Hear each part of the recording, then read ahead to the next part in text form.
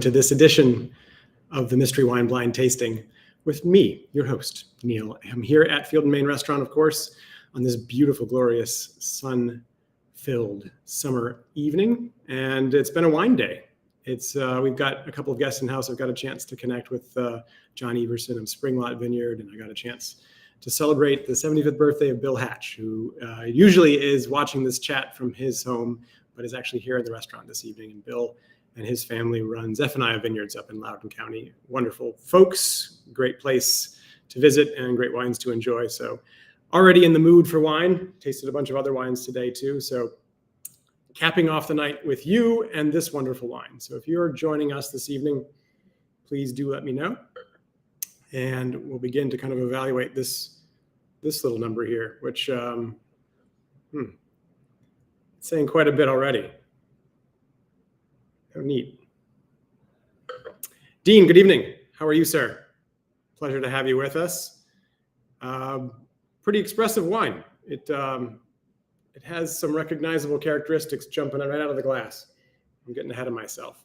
But Greg, how are you, sir? Welcome. Glad to have you with us. Julie shared some comments with me about some future suggestions you offered her, which is really great. We're always looking for suggestions about what wines to include.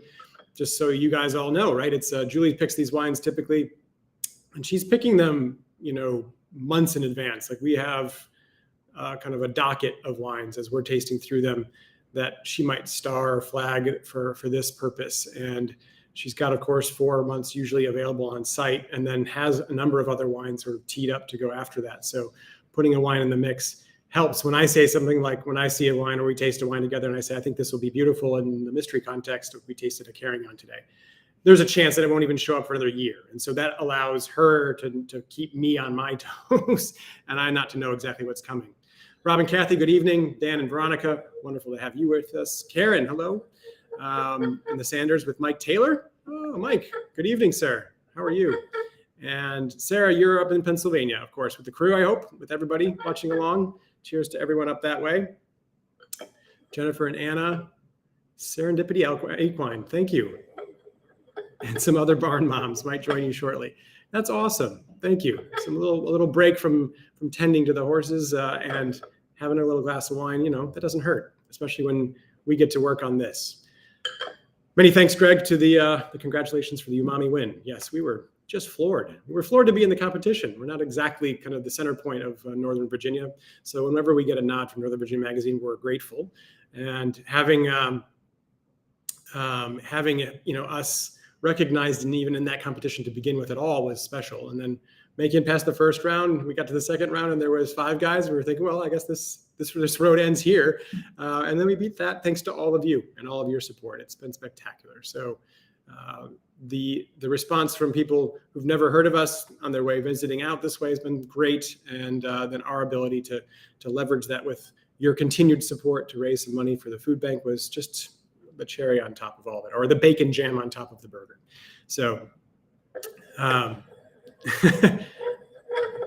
Taylor Stratton, sorry, it's Johnny's laptop acting up. I got you. Okay, well, welcome. Can't wait to try the wine either. This is one of those wines, right, when we've talked about these before, where, as Candy, Kevin, and Ryan have with us many times before, welcome, where right off the bat, you pour the wine in the glass and it's expressive. It's saying something. And that something sometimes leads you exactly where you should go. And other times it might lead you astray. And we've talked about this many times before, that you shouldn't walk away from that first impression and discount it completely because you're going to work the process of the deductive kind of evaluation. But equally, you shouldn't also just latch onto that. So make note of it. So what do you smell right off the bat? What was your first thought of what this wine could be? Think about that, put a pin in it, and then you use that as a reference point toward the end when you're like, well, I thought about this in the initial phases. I want to make sure I consider that, but not necessarily get in a tractor beam, where certainly people who are more novice in tasting kind of get stuck in that tractor beam. And it happens to people who have more experience too. But when you're more practiced, you can kind of break away from it. But it's exciting to think, oh my God, I know what this is. So I'm not sure I know, but it has a lot of characteristics that tell me things. And so we're going to get into this wine. Before we do, I wanted to share with all of you, I was given a tip was it maybe last week, by a guest. I think it was on Sunday night.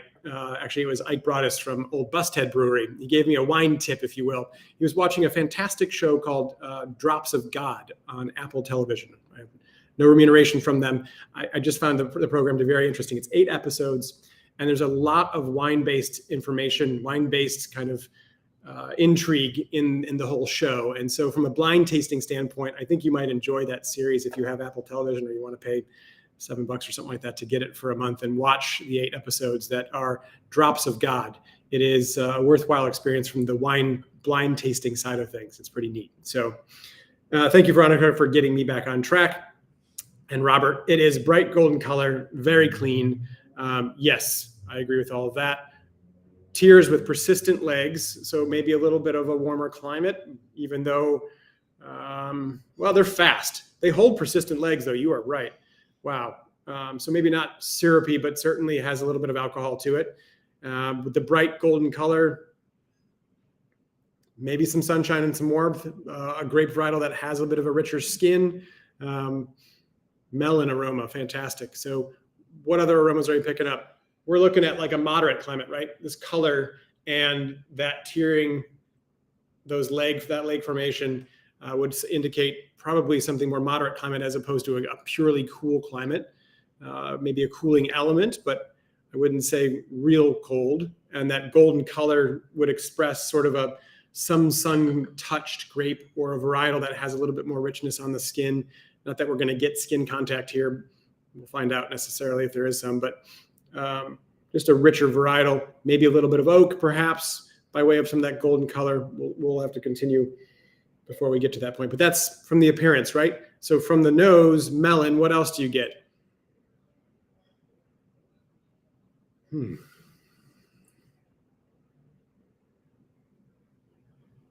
Green apple, melon. So green things. Slight hint of orange zest. Yeah, something sweet and citrusy. Good. Yeast.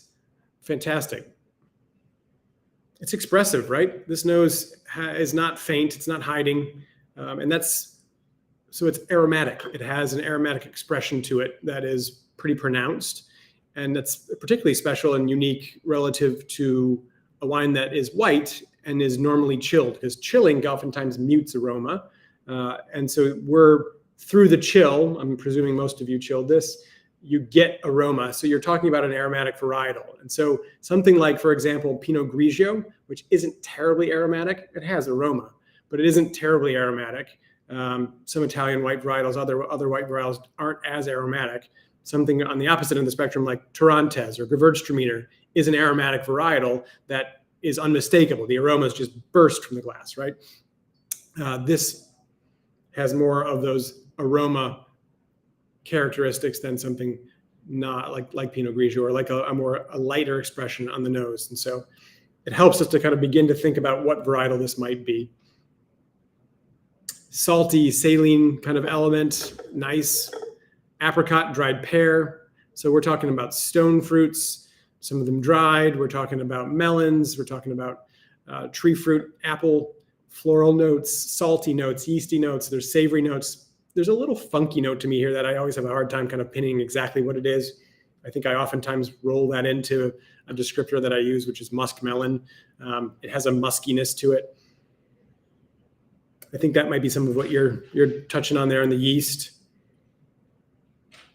There's sort of there's a little bit of a spice kind of note here. It's real faint. It's Chinese 5-spice.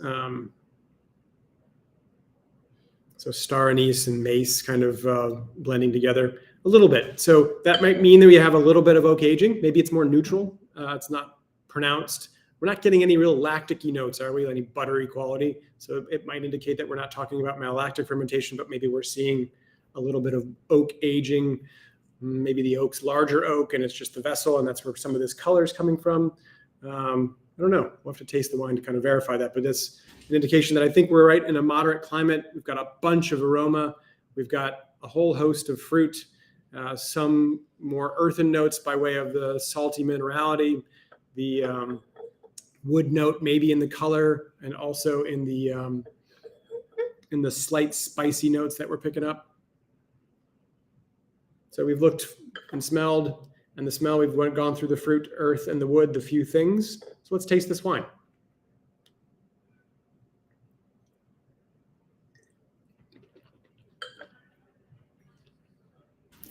Mm.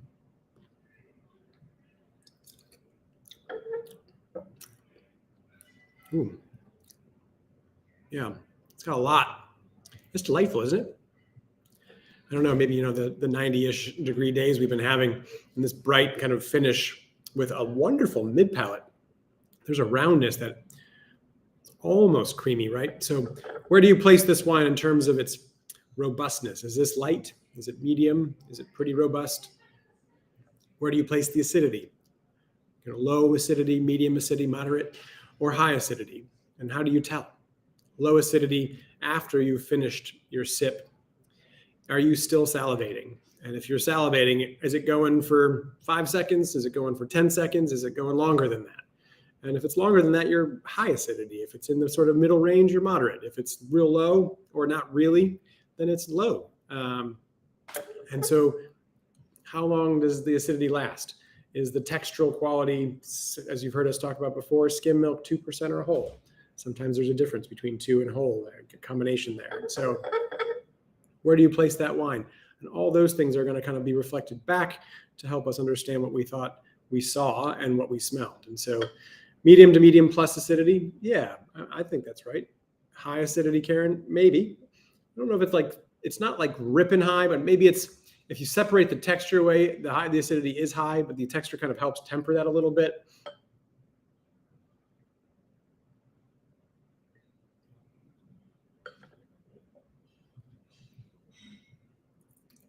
It's mid-body, yeah. That middle of the experience too. If you created a 3-part play from this wine, the first half is sort of pleasant approach. It's kind of minerally, a little bit citrusy, right? And then the second part is sort of that creaminess where the wine just opens. And then it finishes in more a tapered precision with the acidity just kind of zinging, which is altogether pleasing because it makes you want to have another sip. And the flavor profiles are kind of found all throughout, but mostly in that middle part for me. 3% milk, love it. Yeah, it's got some texture. It's got some weight. So good. So this is, I think, reinforcing what we saw by way of the appearance. The tears formed, they were legs, and they held. So we're talking about a little bit of alcohol here, right? It's a touch warmer. This is not a 10.5%, 11%, 12% light kind of wine. It might be 12.5, 13.5 kind of percent wine. And that will come from a moderate climate where you're going to get some sunshine and you're going to get some warmth in the growing season. But they didn't lose freshness for sure. And so that's probably part the varietal here, which is going to have a higher level of acidity, generally speaking. And I'm not talking about here as I make this example that I think these varietals are what's in here. But if you think about the context of, say, Viognier or Roussanne, 2 varietals that don't have high acidity. So in single varietal form, they have fantastic aromatics, especially Viognier, but not necessarily high acidity. So if we were to say, I think this is Viognier, the acidity would probably kind of counter our own point there. On the alternate side of the spectrum, right, like something like Chenin Blanc or Riesling would give you high acidity and could potentially be there. I'm not getting the flavor profiles of either of those necessarily, but real high acidity, that these don't necessarily present that ripping acidity straight through, but it could be. I would walk away probably from all 4 of those examples in this context. And so it leaves us in the middle. And with our descriptors, we've got to consider a whole host of grapes because we're in the middle. And so are there any other indicators here that would tell you were going one place versus another? So we touched on fruit. So what fruit do you taste? You get that minerality on this. And then in particular, you're looking at any oak. Are you getting a perception of oak when you taste this wine? Are you picking up on cedar, kind of a corn kernel? Are you getting vanilla or dill? Are you getting spice notes from the toast on the oak barrel? Anything like that?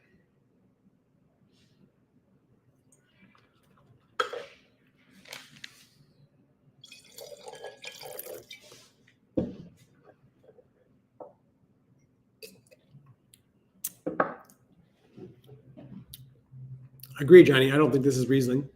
No petroleum note, sometimes more tropical notes. The mineral element here is kind of interesting that way. I'm not getting a whole bunch of oak. There's like a little spice on the back end of the palate, sort of the retronasal that just lingers.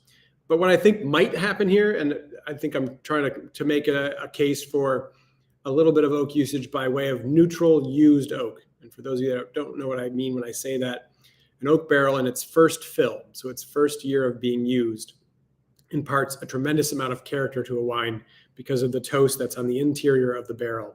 And so that adds spices and flavor profile to the wine. It's like adding spices to a sauce. After the first year, you fill it in the second year, and most of the character has been imparted, but not all of it. So the second year barrel fill will give you some character. A third year, much less.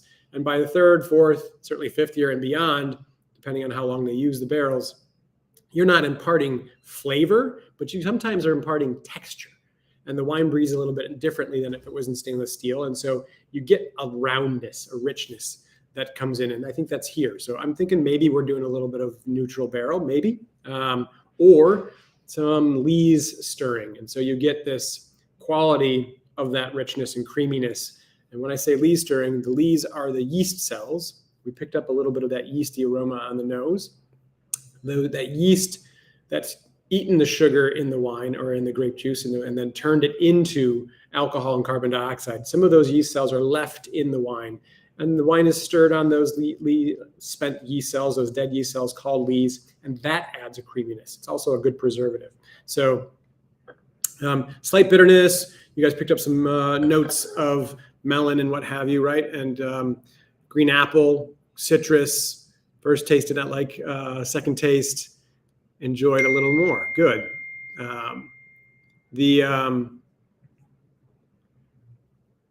I think that's very interesting because the yeast flavor, a little bit like champagne, Greg. Yeah. So there's also that kind of chalkiness and that yeasty, leesy quality, which is what you're going to get in champagne too. A lot of the times, this wine too, Dean, to your point, my first thought when I poured this in the glass was, is this Sauvignon Blanc? Because it was expressive and aromatic that way.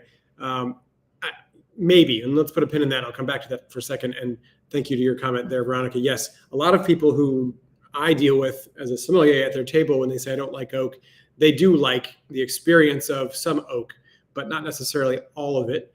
And a lot of times what they're actually referencing is the malolactic fermentation that happens in a wine, less so than the oak. And malolactic gives you that buttery quality.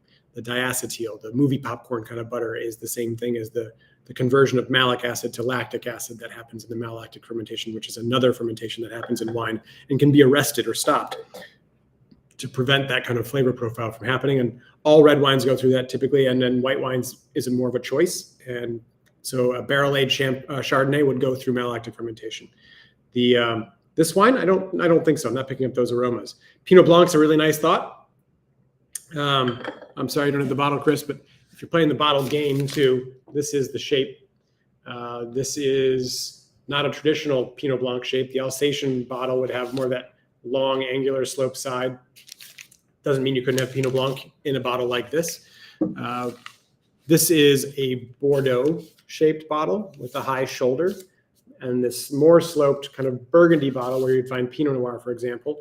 It's called a Burgundy bottle. And then you have the high-sided kind of Riesling bottle that you see in various different forms from Alsace to, of course, Germany and beyond. So when I say playing the bottle game, Chris is famous for playing the bottle game and also the price game, which is great. So Greg, picking up on Loire Sauvignon Blanc. It's not grapefruity, it's not grassy, it's not New Zealandy kind of in that regard as a prototypical production. Chardonnay or Chardonnay blend. Yeah, I think that's, you have to consider Chardonnay. When we said green apple and we said melon, we said, those notes, I think you got to kind of think about that. And Chardonnay is one of the most challenging grapes to nail in a blind tasting from place standpoint. It's very easy to just call Chardonnay because Chardonnay could be everything from super tart, bright, vibrant stainless steel made to incredibly rich, sunshine kissed, huge, powerful. So you have a huge range, and you're just throwing out Chardonnay. you get less credit in my mind by just saying Chardonnay. But if you can say, I think this is Chablis, then you're talking about something quite different. And so Chardonnay should be in the running. Pinot Blanc, absolutely. Albarino I saw tossed out, and Veronica just, Sarah said that, sorry. And Veronica's just echoing that. Albarino has more of those pear notes, but it can be spritzy and kind of vibrant. I thought we would be, part of my other thought as I was thinking Sauvignon Blanc, I tasted a couple of Vino Verdes today, and they have Luero in it. They have a variety of grapes. They have Albarino or Albarino in that too. That could be, there's no spritz here, so it's not the young version, but it could be more of a more table wine, kind of serious wine. So Albarino is a good call. So we're looking at textured white wines that have aromatics. And when you kind of spell that out there, would we be getting the same aromatics from Chardonnay? Maybe. The flavor profile is not off, but I think it's more expressive than most Chardonnay that I've tasted. Albarino, cool. That's certainly in the running. Sauvignon Blanc, Loire-ish. So Touraine, something like that. Maybe Sancerre. There's a mineral component to this. Chardonnay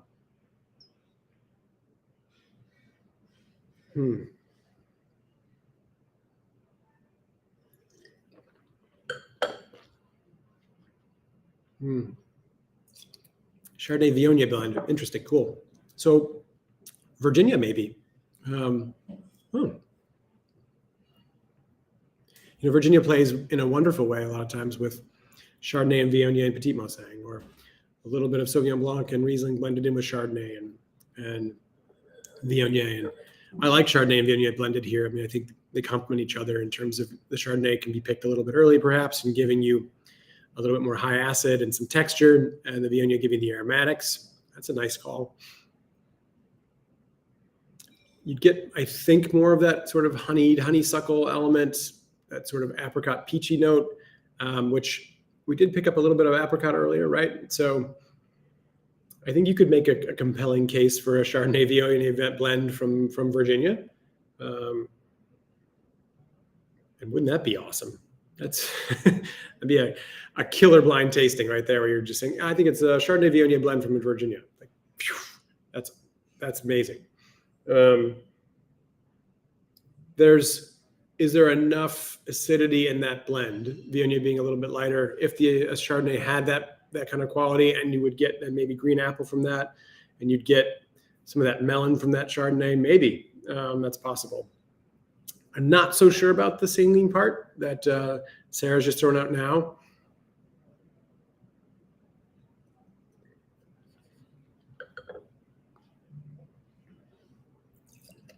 Dean, yeah, Albarino can certainly be more on the lighter side. This has a little bit more richness. We have an Albarino here that we carry that is lees stirred, old neutral oak, that gives you a little bit more richness, and they hold it back for a little longer. They don't release it as fast, so it gains some texture. That's kind of what I'm thinking. You're not going to get quite the same saline kind of mineral thing there.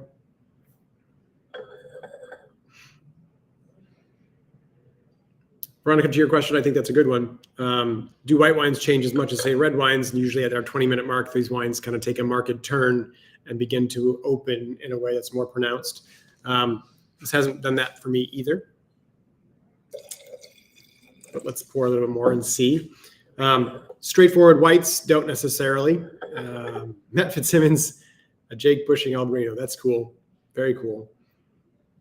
Jake makes really lovely textured wines that have great acidity too. He does a wonderful job of kind of balancing textural richness and freshness, ripeness and freshness. So Taylor, thank you for that. We're thinking New World. So a New World wine, as we were talking about in the Virginia context. So some of that sunshine, some of that ripeness. I'm trying to puzzle where we would get a little bit of maybe neutral oak too. There's sort of like a shrimp boil, crustacean kind of note now. Like I want to be eating this with a crab boil, with a big table laid out with newspaper on it, and a bunch of blue crabs and a little hint of Old Bay. Not enough to like make your mouth burn, but enough to where you get a little hint of that spice and you've got the corn and the potatoes and that wonderful, sweet, rich meat. I would want to eat that with this.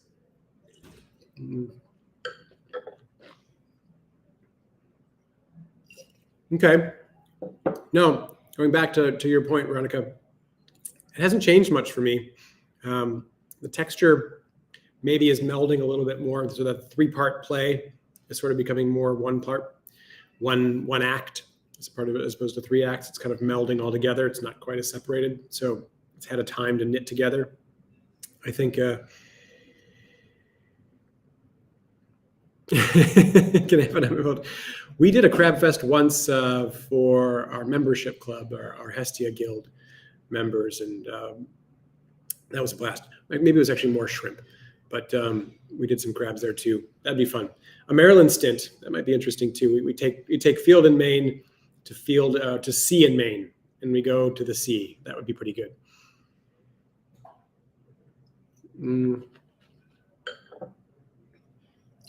All right, more New World than Old World.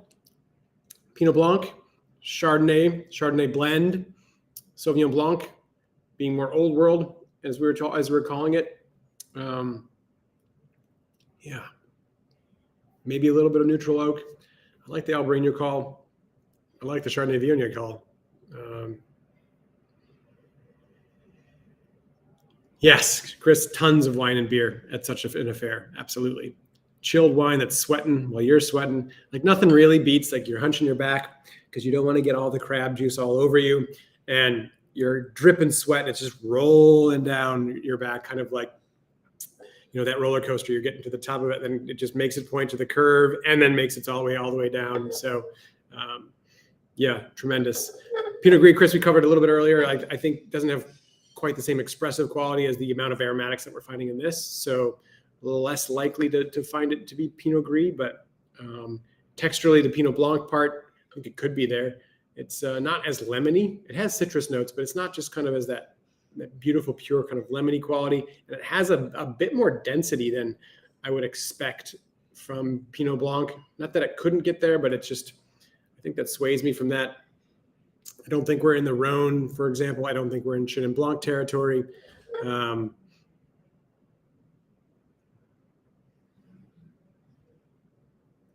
Oh, thank you for the suggestion, Greg. No, you can get away from F&M too. We're closed 3 nights a week. You got to go eat somewhere else.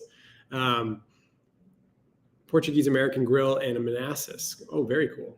I'm loving that. Odd Portuguese wines. Yeah, I think I tasted a whole host of them today, like I was saying, from Vino Verde, where there was texture there. There's the grapes of Alvarinho, or Alvarinho and Loero being 2 principal ones. And there's a quality about this that's similar. So, and that would explain some of that kind of coastal saline mineral note. Lees stirring, giving you a little bit of texture. So I think I'm less Sauvignon Blanc. I'm more there than I was. Initially, I was thinking, oh gosh, this might be Sauvignon Blanc. But oak element 2. What else would we consider? Well, Sauvignon Blanc and oak. The Sauvignon Blanc and oak right off the bat is Bordeaux and sort of entre deux mer, kind of dealing with Grave, kind of fun neutral oak aged Sauvignon Blanc with Semillon. We've talked about that before too. South Africa could have that. So, Taylor saying Chardonnay Sauvignon Blanc blend California 2021. Nice. Sauvignon Blanc USA 2020 from Taylor, from Johnny, excuse me. Yeah, cool. USA Sauvignon Blanc. I think, there's plenty of room for that too, where you've got a riper expression of Sauvignon Blanc with a little bit of maybe oak, maybe not, but no malolactic fermentation. South African Sauv Blanc 2020 for Kristen. Yeah, great guys. Those are viable. So is the Viognier Chardonnay call from Virginia. So is the Albarino or Alvarinho, Albarino Spain, Alvarinho in Portugal, kind of all close to each other. The northern part of Portugal, the very northwestern part of Spain, the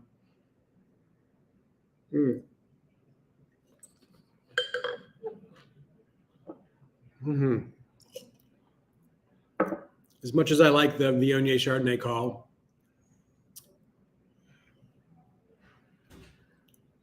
that vibrant acidity, I think puts me, yeah, maybe I'm gonna go on the Portuguese track, and I'll say Alvarinho, Portugal, 2020, 2021, fresher, newer, with a little bit of texture. So, all right, Portuguese white for me, New World white for some of you, Sauvignon Blanc.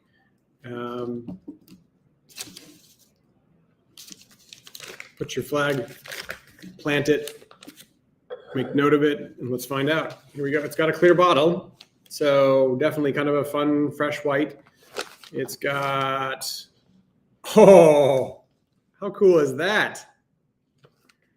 This is Virginia, Boxwood, our friends down the road, Sauvignon Gris. That's very cool. 80% Sauvignon Gris, 20% Sauvignon Blanc, so it is a blend. Sauvignon Gris, giving you a little bit more color and texture. How cool is that? Oh, that's fun. That's really funny. It's funny, especially funny because Mark from over at Boxwood today dropped by a sample of this because I was talking to Rachel Martin. Rachel and her brother run Boxwood and ran Boxwood. Rachel now runs Oceano, which makes beautiful California Chardonnay and Pinot Noir. And she said, "Did you try the Sauvignon Gris?" And I had tried it before when they had just released it, but not this vintage.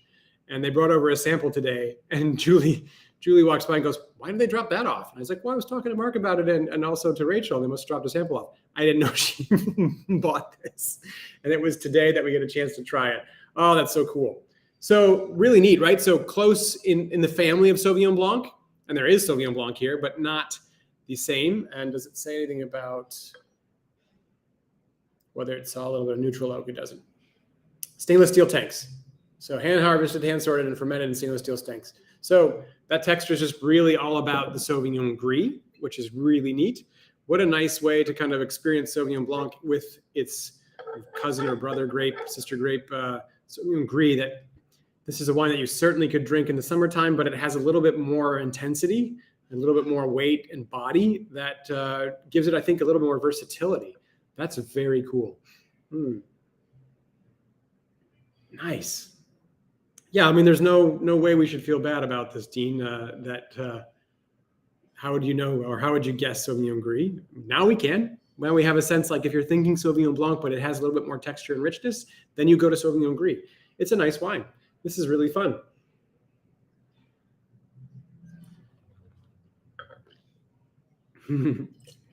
I appreciate that, Dean. Yes, Julie's a wonderfully nice person. And her job here in this case is to find wines that will stump us a little bit as we learn something. We do have another bottle to share, Matthew, yes. And we have a few more bottles here of this wine. I don't think this will be the last time that we feature this wine. Probably the last time in the mystery set context here, but we will absolutely play with this wine going forward here at Field & Main. It's wonderful, super delightful. Cheers, everybody. Thank you for another great Thursday night. I look forward to these so much and enjoy the opportunity to spend time with you and cap off my Thursdays with a blind wine tasting experience that is quite special to me, and I know a number of you too as well. We were talking with a couple guests the other night, and they were saying how they shared this experience with other friends, and they've come to enjoy it. And I thank you for doing that. It means a lot to me, and means that we've got another person added to a growing community of people who enjoy having experiences, enjoy connecting over wine. So until we get a chance to do that again, be well. Enjoy the start of fall-ish, as we'll get to our next wine just before that. But until then, I look forward to hopefully seeing some of you here at the restaurant. Cheers.